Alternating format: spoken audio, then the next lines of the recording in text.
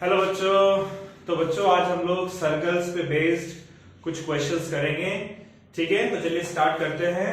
Circle का एक question आपके सामने लिखा हुआ है, इस क्वेश्चन को जरा पढ़ते हैं, समझते हैं, सॉल्व करते हैं। ठीक है, तो ये क्वेश्चन क्या कह रहा है? क्वेश्चन कह रहा है prove that line joining mid point of two equal chords of circle subtends equal angle with chord. यानी आपको एक सर्कल दिया हुआ है और इस सर्कल में दो कॉर्ड्स हैं बच्चों, ए बी और सी बी, ये दो कॉर्ड्स हैं और कह रहा है कि दोनों कॉर्ड्स इक्वल हैं। यानी आपको गिवन है कि chord A B is equals to chord C D. A B और सी डी दोनों एक दूसरे के बराबर है, राइट। अब कह रहे हैं कि prove that line joining mid point of two equal chords, जैसे ए बी का मिड पॉइंट है ई और डी सी डी का मिड पॉइंट है एफ। ठीक है, तो हमने सेंटर से ना ई पॉइंट और एफ पॉइंट पर परपेंडिकुलर ड्रॉ कर दिया है। ठीक है, मिड पॉइंट पर ही तो परपेंडिकुलर ड्रॉ होता है ना सेंटर से, तो ये 90 डिग्री है, 90 डिग्री। अब कह रहा है कि मिड पॉइंट को, दोनों कॉर्ड के मिड पॉइंट को ज्वाइन करता हुआ जो लाइन है ई एफ लाइन, कह रहा है कि ये it subtends equal angle with chord. यानी कि जो मिड पॉइंट, ये जो लाइन है ये कॉर्ड का को दो एंगल में बांट रहा है, तो ये एंगल इस एंगल के बराबर है और ये एंगल इस एंगल के बराबर है। ये आपको प्रूव करना है। क्या प्रूव करना है बच्चों? यू हैव टू प्रूव, दो पार्ट्स में आपको प्रूव करने हैं। पहला पार्ट है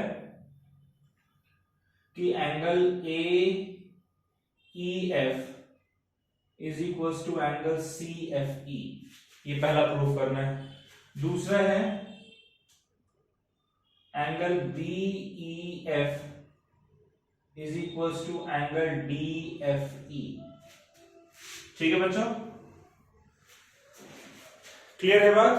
तो देखिए हमें पता है कि since O E is perpendicular to A B, तो इसका यही मतलब होता है बच्चों कि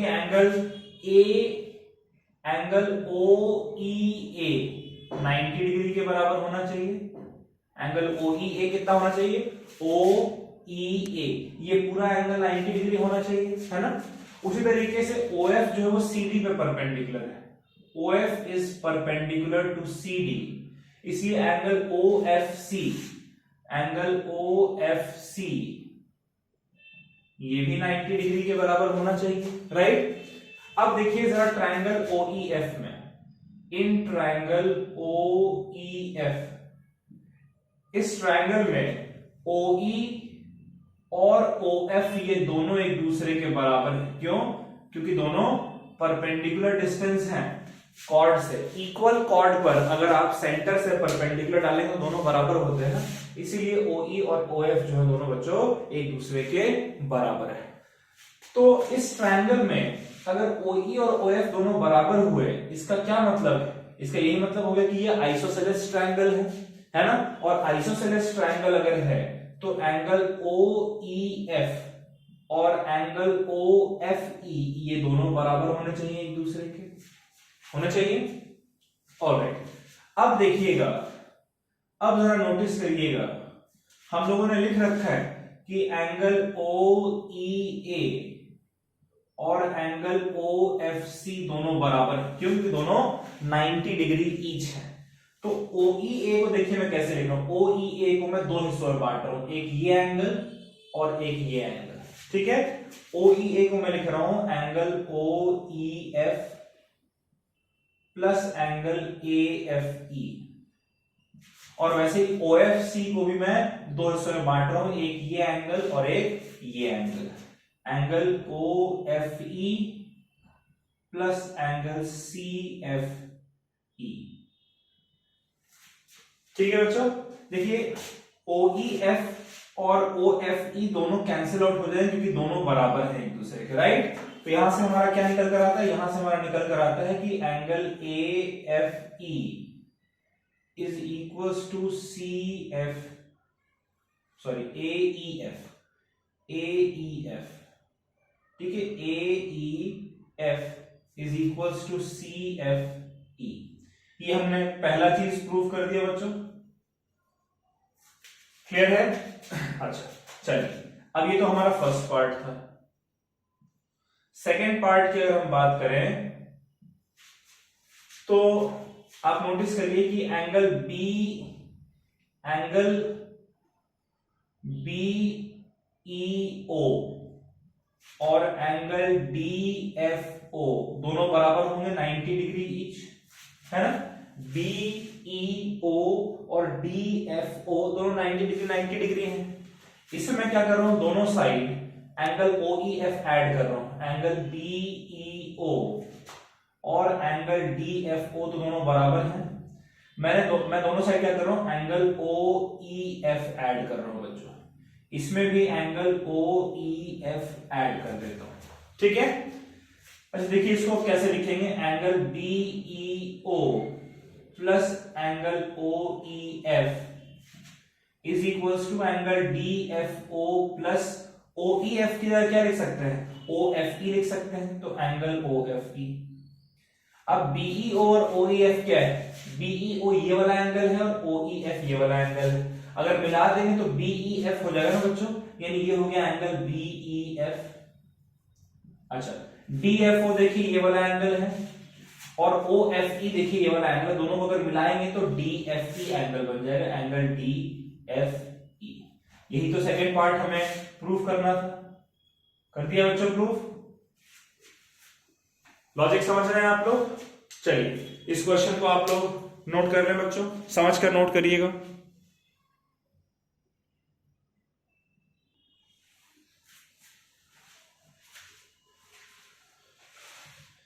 चलिए बच्चों ये सर्कल का क्वेश्चन है, इसे जरा हम लोग सॉल्व करते हैं।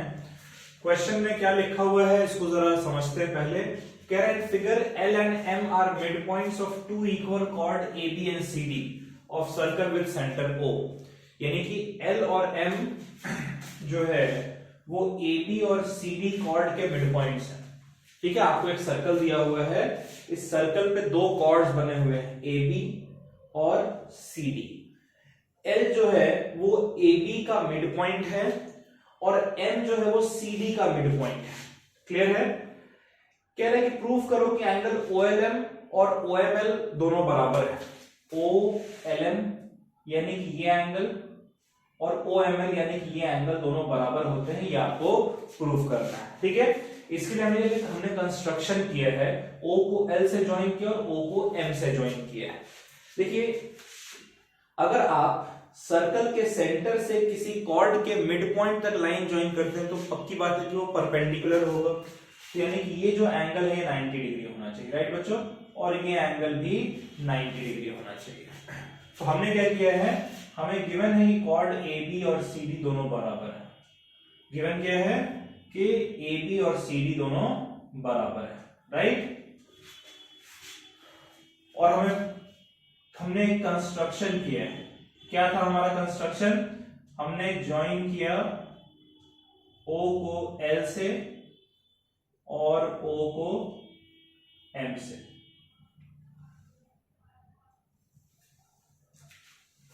राइट। अब जरा देखिएगा ट्रायंगल OLM को। फर्स्ट पार्ट पहले हम लोग देखते हैं। हम लोग देखते हैं ट्रायंगल OLM में बच्चों, इन ट्रायंगल OLM। इस ट्रायंगल को जरा ध्यान से देखिए, इसमें क्या OL और OM दोनों बराबर नहीं होने चाहिए। OL should be equal to OM। क्यों, ऐसा क्यों है, बिकॉज ये OL और OM क्या है, ये डिस्टेंस है सेंटर से कॉर्ड का, राइट। कैसे कॉर्ड्स का, इक्वल कॉर्ड का। तो हम लोग जानते हैं कि इक्वल कॉर्ड की सेंटर से दूरी इक्वल होती है, तो यहां हम लिखेंगे ये इसलिए बराबर है because since distance of equal chords, distance of equal chords from center are equal। Clear है, OL और OM दोनों बराबर हैं। ओके अब देखिए इस ट्रायंगल में अगर दो साइड्स बराबर हैं यानी कि ये आइसोसेलेस ट्रायंगल है, तो इसमें हम लिख लेंगे hence triangle OLM are isosceles triangle, है ना। और अगर ये आइसोसेलेस ट्रायंगल है तो इसका क्या मतलब है कि angle OLM should be equal to angle OML। यही तो प्रूफ करना था हमें पहला। लीजिए हमने प्रूफ कर दिया बच्चों, राइट। अच्छा दूसरा देखिए, दूसरा है एंगल ALM और CML। ठीक है, ALM कौन सा एंगल, ALM ये वाला एंगल है, ठीक है। और CML ये वाला एंगल, ये आपको प्रूफ करना है कि दोनों बराबर है, ठीक है। अब जरा ध्यान से देखिएगा। देखिए बच्चों, हम लोग जानते हैं कि एंगल CMD जो हमारा है, ये एंगल ALB के बराबर होना चाहिए, है ना। दोनों 180 डिग्री के बराबर होना चाहिए ना, क्यों, स्ट्रेट लाइन है। CMD ये पूरा एक स्ट्रेट लाइन है, ALB ये पूरा एक स्ट्रेट लाइन है, 180 डिग्री के बराबर होना चाहिए। अब देखिए मैं CMD को कैसे लिख रहा हूं, मैं इसको लिख रहा हूं angle CML plus angle OML plus angle OMD। देखिएगा बच्चों, जरा सही लिखा है गलत लिखा है। CML ये वाला एंगल है, ठीक है, OML ये वाला एंगल है, राइट, और OMD ये वाला एंगल, ये तीनों मिलकर ही तो 180 डिग्री बना रहे हैं। और वैसे ही एंगल ALB देखिएगा क्या होगा। ALB में देखिए एक तो ये एंगल है ALM, एंगल ALM, उसके बाद फिर ये वाला एंगल है एंगल OLM, ठीक है, और उसके बाद लास्ट में ये वाला एंगल है एंगल OLB, राइट। देखिए OMD और OLB दोनों 90 डिग्री हैं, इसलिए कैंसिल आउट हो जाएंगे, होंगे बच्चों। अच्छा, OML और OLM दोनों बराबर हैं, इसलिए कैंसिल आउट हो जाएंगे। तो यहां से क्या निकल कर आ रहा है कि angle CML is equals to angle ALM। यही तो हमें सेकेंड पार्ट में प्रूफ करना था, ये लीजिए हमने प्रूफ कर दिया। लॉजिक समझ में आ रहा है बच्चों? चलिए इसको आप लोग समझ कर नोट कर लीजिए।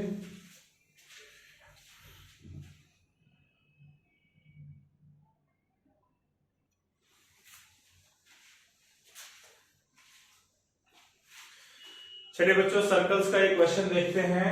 क्वेश्चन कह रहा है bisector AD of angle BAC। जो AD है वो BAC का बाइसेक्टर है, ठीक है। तो bisector AD of angle BAC of triangle ABC, ये बाइसेक्टर कहां से पास कर रहा है, सेंटर से, सर्कल के सेंटर से पास कर रहा है, passes through centre of circle as shown. Prove that AB is equal to AC। आपको प्रूव करना है कि AB और AC एक दूसरे के बराबर है। तो जरा देखिएगा इसका सॉल्यूशन कैसे होगा।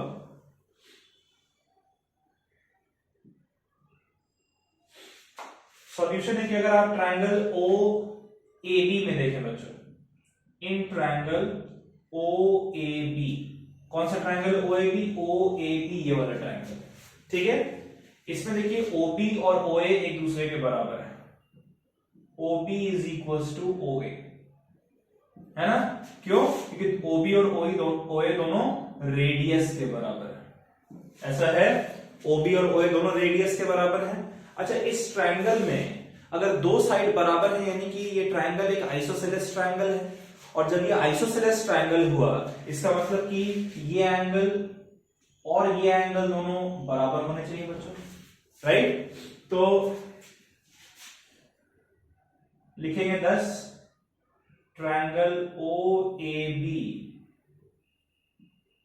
Is an isosceles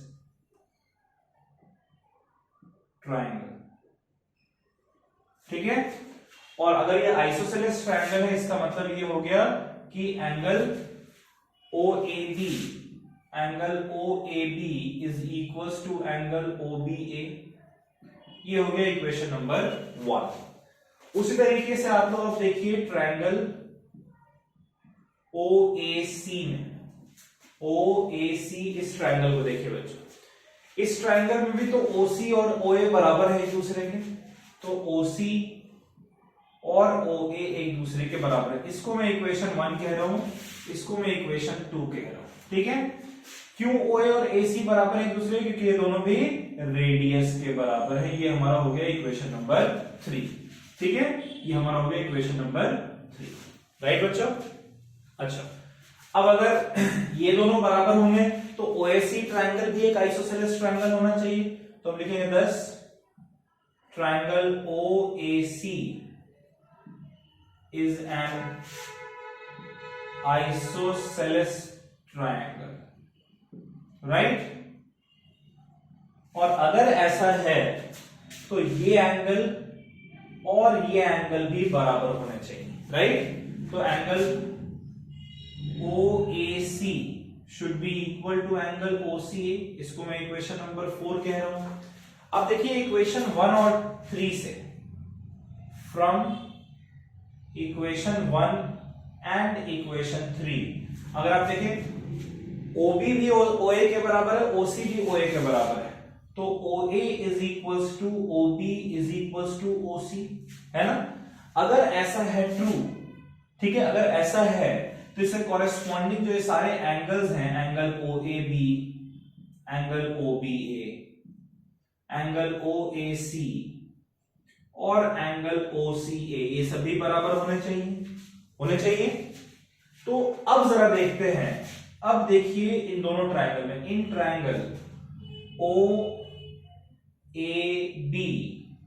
and triangle OAC, right बच्चों, OAB और OAC ट्रायंगल में देखिए तो आप नोटिस करेंगे कि angle OBA is equals to angle OCA, equation number 5 से आया है ये हमारा, इसको मैं इक्वेशन नंबर 5 कह रहा हूं, ठीक है।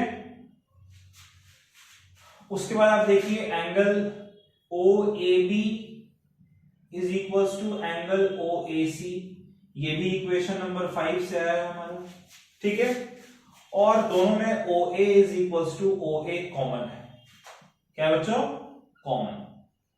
इसका क्या मतलब बनता है, तो इसको हम कह सकते हैं कि from angle side angle triangle OAB is congruent to triangle OAC, कह सकते हैं ना।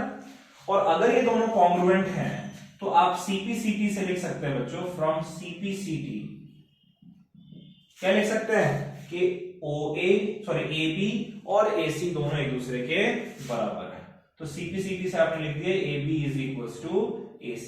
यही तो आपको प्रूफ करना था, हो गया प्रूफ, सिंपल था। चलिए इसको आप लोग नोट कर रहे हैं बच्चों।